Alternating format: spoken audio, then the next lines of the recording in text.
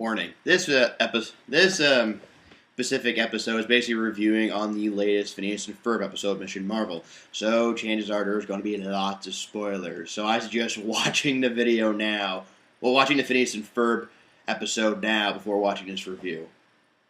Oh, don't worry. Take your time. I can wait.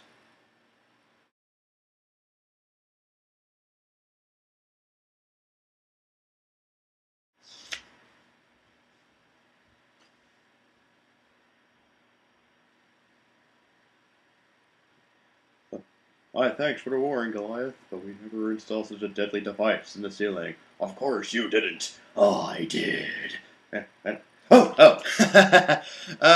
You're back. Wow, that took actually took much longer.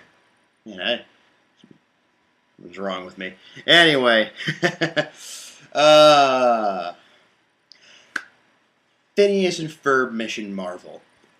What can I say about that? It's freaking awesome. No, I'm serious here.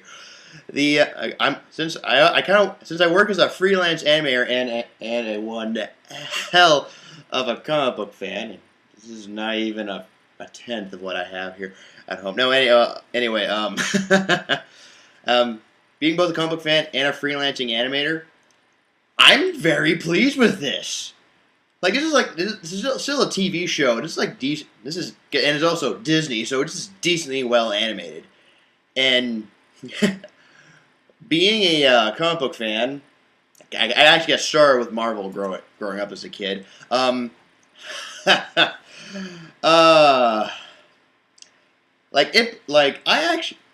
was really pleasing to see this episode. Like even if you're not a fan of Phineas, and Ferb or Marvel, it would be weird if you're not a fan of both. But no, anyway, it's pleasing to see because it is still a Phineas and Ferb episode, and but also it's like if you've seen the latest Marvel cartoons that Disney has been showing, you'll still know what's going on.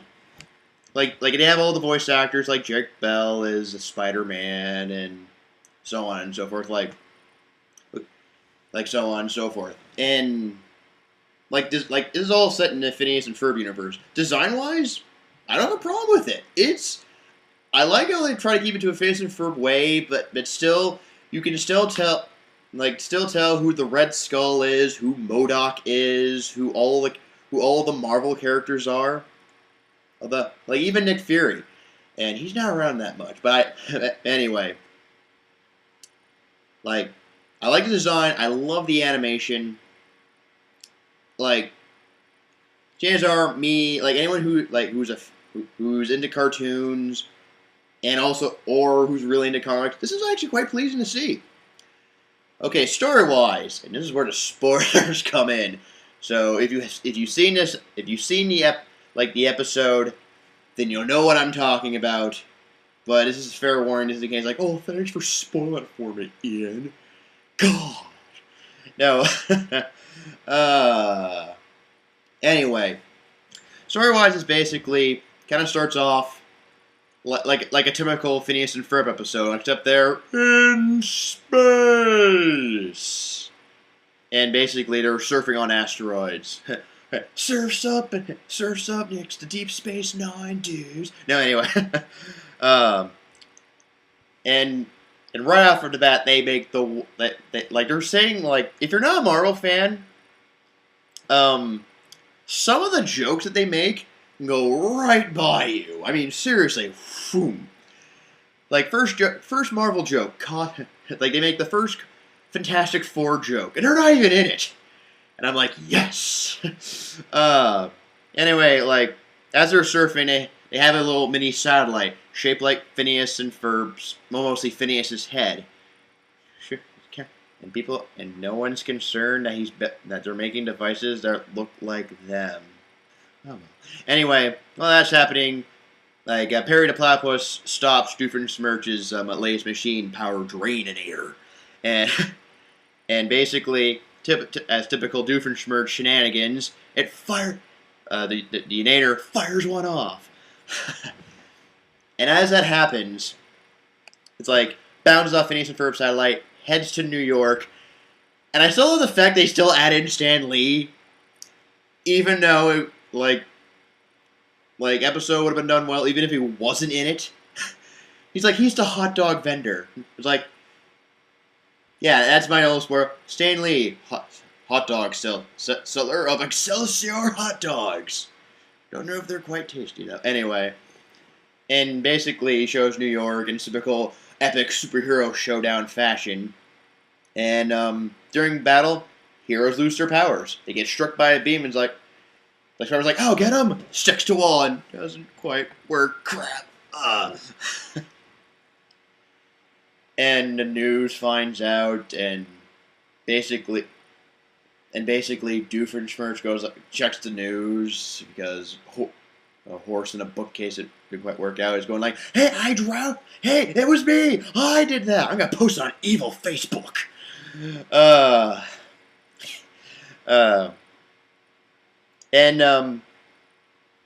Okay, before I continue on, for the villains for the Marvel villains they have, it's Red Skull, MODOK, Whiplash, and Venom.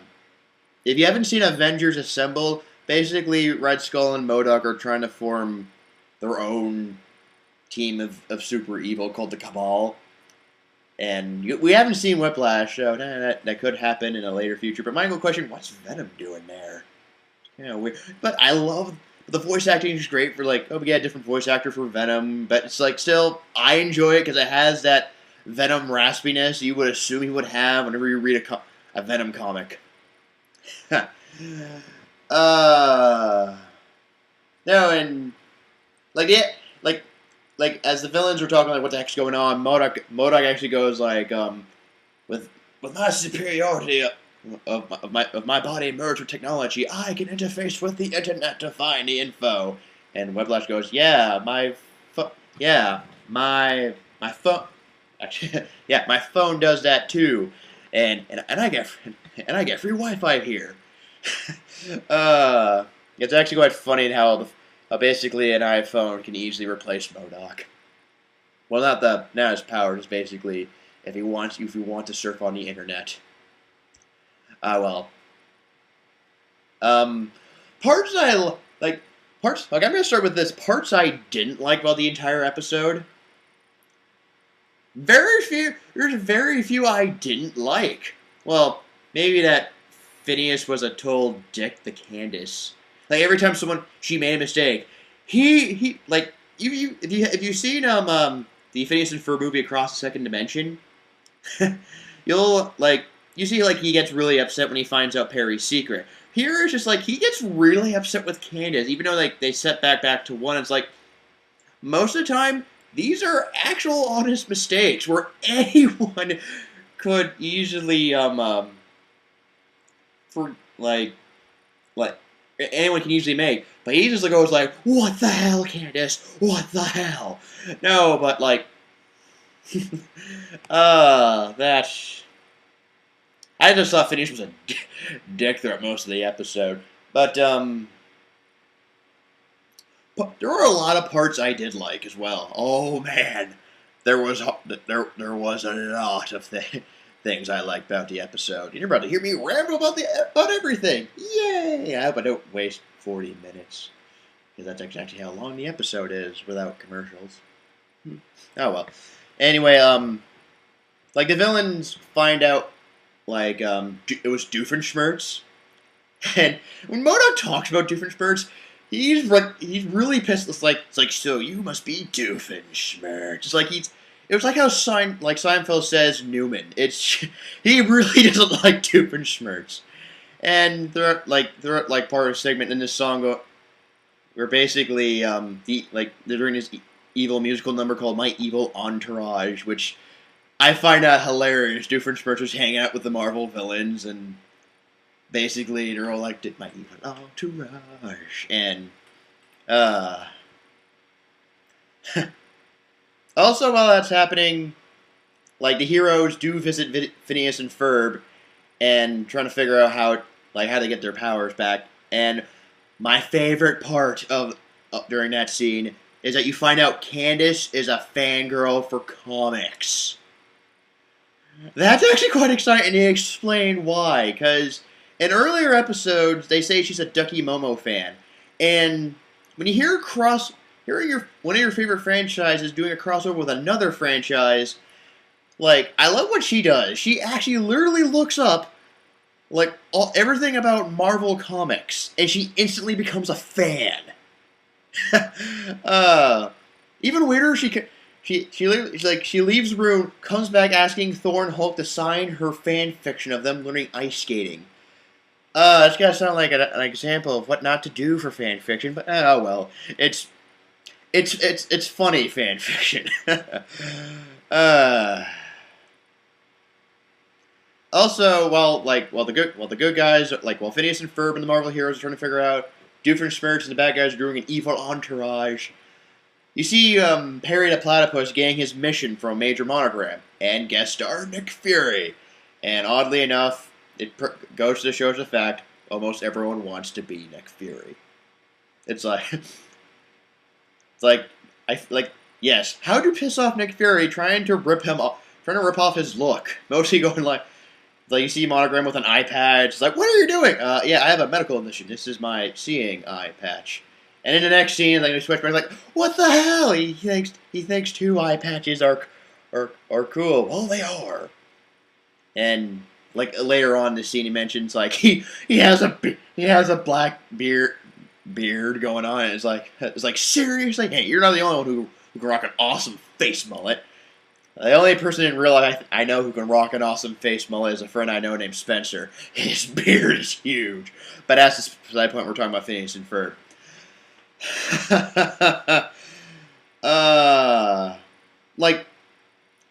Like during when I mentioned Candace makes mistakes and Phineas gets pissed off. One of them is actually, like during the whole scenario of like screw up like the heroes don't do so well fighting the villains in Danville at first, and during one of the accidents, Beljeet becomes his own Hulk, which he likes to call Hulk Jeet, though you can't quite hear that well when he pronounces that. Oh well. Like during the scene where basically like Phineas and Ferb give Candace the cold shoulder, and Candace is like this depressed mood, and there's like this one song. This is my favorite song out of the entire episode, and there is a link here on the description. And I actually asked if I can, and she's saying, yeah, go right ahead. And basically, she posted this on YouTube yesterday, or was it the day before? Actually, it was the day before yesterday. Like when the episode came out. The song is amazing. It's like I put that up there along with favorite songs I like in superhero movies, like One Hero by Nickelback singer Chad Kroeger. Like that's how good it is. I would listen to it like 100 times. Like that's how good the song was. I don't know anyone who actually would want to listen to 100 times. I know it's get boring. No, it's a really good song. Also, like later on in the episode, Doofenshmirtz rebuilds the power drainator, but villains take it. Oh, before I continue on, Perry actually does become a superhero. It's like if Perry was Batman because he has the cape, a cowl, and a belt full of awesome gadgets. Also, they also mention, I love this one hilarious joke when the heroes are trying to figure out who it was. Like, who was that mysterious duck beaver stranger? Maybe it was Howard or Duck. Whoever. No, it wasn't Howard the Duck. What are you thinking? Again, Marvel superhero humor. Oh God. Anyway, it's like the villains upgrade the power drainator, so it ends up like instead of just draining, it ends up like destroying at the same time. And you just love how hearing Stanley goes like, "Man, I thought moving to Danville would get me out of the craziness from New York. Gah!" Of course, wherever Stan Lee goes, craziness just happens. He was a janitor. He's a truck salesman, a hot dog vendor, an agent of S.H.I.E.L.D. Yeah, that That last one does seem a bit weird. Oh well. No, I like it. Uh, like the heroes do get their powers back thanks to Candace and Isabella. Yeah, the only like the female characters of the show, and they're complaining that the boys didn't want them to help, and they're the ones who saved the day. And I love how like how they saved the day. Well, they found out the powers were still got absorbed into Phineas and Ferb's satellite, and as they're trying to like release it on the heroes, they accidentally crash the satellite onto the villains. And since this is a cartoon, no, the villains are A-okay. Also for the fact that apparently their satellite is a total asshole. Like when it's powering down, it defriends people on Facebook. That's just mean. Funny when you hear it in a joke, but still mean. Oh man. No, well they they had like this awesome epic fight, and there are parts in there you can easily tell if you've seen the Avengers movie. Like a scene where Hulk literally saves Iron Man, and it's like the exact same scene how Hulk catches Iron Man in the film, or in the film where it's like they circle around the heroes, and all the heroes are like preparing for their epic poses. I guess like the animators had like an awesome time just like going through like certain scenes trying to animate those. I say well it's actually well done, so kudos. What else am I forgetting here? Well, besides spoilers galore, and people hate me because I'm like giving epic spoilers. Well, that's why I sent there a link also in the description where if you want to watch the cartoon. Anyway, oh yeah. Besides how it all ends, heroes win, they take the bad guys away. Doofenshmirtz, one of Doofenshmirtz's machines, takes the satellite away, which basically the mother will never know what Phineas and Ferb are actually doing. Well, except for the fact that she remembered, Candace, oh yeah, I forgot you're a huge fan of comics, Candace. It's like also during the credits they try to unmask Perry the Platypus, kind of thing. Well, because Buford is an ass, but hey, it's funny. Like, let's see who it really is, and underneath that mask is another mask. Da, da. No, well, actually, it is another mask. They go like, Ducky Momo. Oh. No, but again, like smart thinking on Perry's move. Have another mask, and it's like, I thought it was actually a platypus. Maybe because of the beaver tail. Oh well. Anyway, how would I'm sorry for spoiling that all, and sorry if I'm abridging this terribly. I'm sorry about that. But I'm just saying all the parts that you can easily get there. What did I like about that? A lot. The Marvel jokes Marvel fans would get into. It's the episode where if you're a fan or not, you could still enjoy this. Like even if you just seen like a few episodes, from the episodes that Disney's been publishing, you will still have a fun time. Or just watching Phineas and Ferb, you can still have a fun time watching this. I literally would give this a 9 out of 10 stars. Of course, I'm biased that way, because I do like Phineas and Ferb, and I'm a huge fan of comics, as you can see from this very small pile. You go like, this is small? Yes. It's very small. It's... Okay, this is piled horribly, but it's laughingly small. No, but that's like, if you could find this online, or, I did hear it's going to be on DVD in October. And I was going, yes, I'm so buying that. I would recommend, if you can find it, watch it if you can get it. I say buy it at stores. Let Disney know Phineas and Ferb and Marvel cartoons and comics are fun to look at, and so basically let them continue the magic. So. Yeah, support the industry and whatnot. Other than that, I hope you enjoyed this episode. You can go if you want to know if you have seen the episode or want to know more about Marvel stuff. You can check out the internet's useful tool, or just end up going through Marvel Comics. You will not be disappointed. I'm Ian Yoxton, your Canadian comic geek, signing off. Bye.